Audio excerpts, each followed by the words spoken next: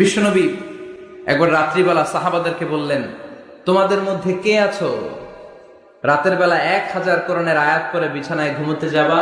হাত তোলো। কেউ হাত তোলে না। ওমি 1000 আয়াত কি বাড়ির কাছের কথা? কথা বলেন।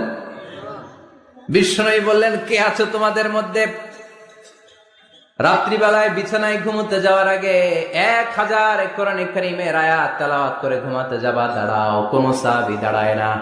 বিশ্বনবী ডানে তাকায়, বায়ে তাকায়, সামনে তাকায়, কেউ হাত তোলে না। বিশ্বনবী বললেন, ও সাহাবারা, এবার বলো তোমাদের মধ্যে কে কে আছো সূরাতুত তাকাসুর পরে রাত্রে বিছানায় ঘুমোতে যেতে পারবা? এবার সব হাত উঠে গেছে। সুবহানাল্লাহ পড়েন। বিশ্বনবী বললেন, তোমাদের মধ্যে যদি কেউ রাত্রিবেলা একবার সূরাতুত তাকাসুর তেলাওয়াত করে বিছানায় ঘুমোতে যাও, আমল নামায় 1000 আয়াত তেলাওয়াতের সওয়াব দিয়ে দিবে কে?